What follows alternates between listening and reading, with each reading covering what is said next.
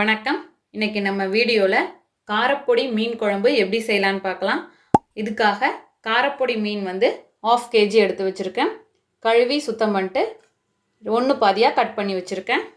2 பெரிய தக்காளியை இது போல் பேஸ்ட்டாக அரைச்சி எடுத்து வச்சுருக்கேன். 30 சின்ன வெங்காயம் நல்லா பேஸ்ட்டாக அரைச்சி எடுத்து வச்சுருக்கேன். இதில் ஒரு 25 பூண்டு பல், 1 டீஸ்பூன் மிளகு, 1 டீஸ்பூன் சீரகம், 1/2 டீஸ்பூன் சோம்பு எடுத்திருக்கேன், 1 டீஸ்பூன் வெந்தயம், 1 டீஸ்பூன் தனி மிளகாய்த்தூள், 3 டேபிள் ஸ்பூன் அளவுக்கு குழம்பு மிளகாய்த்தூள், கொஞ்சமாக கொத்தமல்லி தழை, கொஞ்சமாக கருவேப்பிலை, ஒரு பெரிய லெமன் சைஸ் புளி எடுத்து ஊற வச்சுருக்கேன். உப்பு தேவையான அளவு, எண்ணெய் தேவையான அளவு. இங்கே எண்ணெய் மீன் குழம்புக்கு நல்லெண்ணெய் தான் எடுத்திருக்கேன். இப்போ எப்படி செய்யலான்னு பார்க்கலாம். இப்போது ஒரு மண் சட்டி எடுத்திருக்கேன். மீன் குழம்புக்கு எப்பயுமே மண் சட்டியில் வச்சா நல்லாயிருக்கும். இப்போ நல்லெண்ணெய் சேர்த்துக்கிறேன். நான் ஒரு 3 டேபிள் ஸ்பூன் அளவுக்கு நல்லெண்ணெய். இப்போ எண்ணெய் சூடாயிடுச்சு. இதில் வெந்தயம் சேர்த்துக்கலாம். வெந்தயம் நல்லா பொரியணும். இப்போ வெந்தயம் நல்லா பொரிஞ்சு வந்துடுச்சு. இது போல் கோல்டன் ப்ரௌன் வரணும். இப்போது இதில் அரைச்ச சின்ன வெங்காயம்,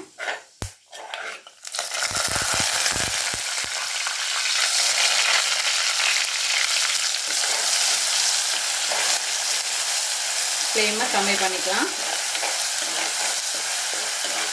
இப்போ இதோட கருவேப்பிலை,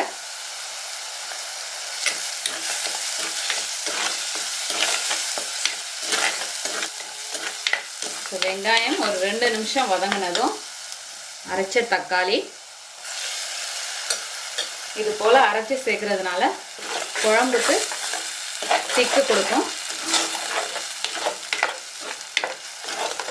அதோட சீக்கிரம் வதங்கிடும்.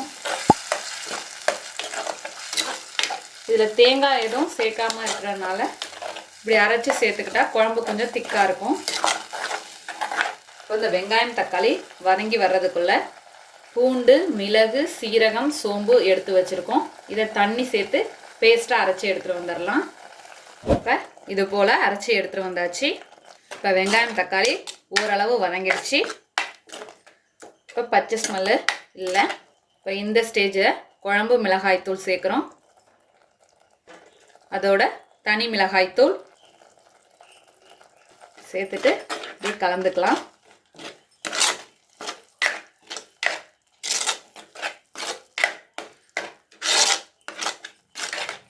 இப்போ ஒரு 2 நிமிஷம் நல்லா வதக்கியாச்சு. இப்போ புளி தண்ணி சேர்த்துக்கலாம். சேர்த்துட்டு நல்லா கலந்தாச்சு. இப்போ இதில் தேவையான அளவு கல்லுப்பு சேர்த்துக்கிறேன். இப்போ கலந்துட்டு மூடி போட்டுடலாம். பச்சை ஸ்மெல் போகிற வரைக்கும் நல்லா கொதிக்கட்டும். ஒரு 5 to 7 மினிட்ஸ் ஆகும். இப்போ ஓப்பன் பண்ணி பார்க்கலாம். இப்போது குழம்பு நல்லா கொதிச்சு வந்துடுச்சு. எண்ணெய் பிரிஞ்சிருக்கு. இப்போ இந்த ஸ்டேஜில் நம்ம அரைச்சி வச்ச பூண்டு, மிளகு, சீரகம், சோம்பு எல்லாத்தையும் இதில் சேர்த்துக்கலாம்.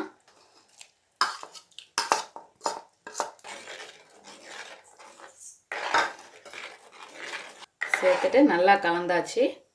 ஒரு 1 நிமிஷம் அப்படியே மூடி போட்டு கொதிக்கட்டும். இப்போது 1 நிமிஷம் ஆகிடுச்சு. ஓப்பன் பண்ணி காட்டுறேன். இப்போ குழம்பு நல்லா கொதிச்சு வந்துடுச்சு. இப்போ இந்த ஸ்டேஜில் மீன் சேர்த்துடலாம்.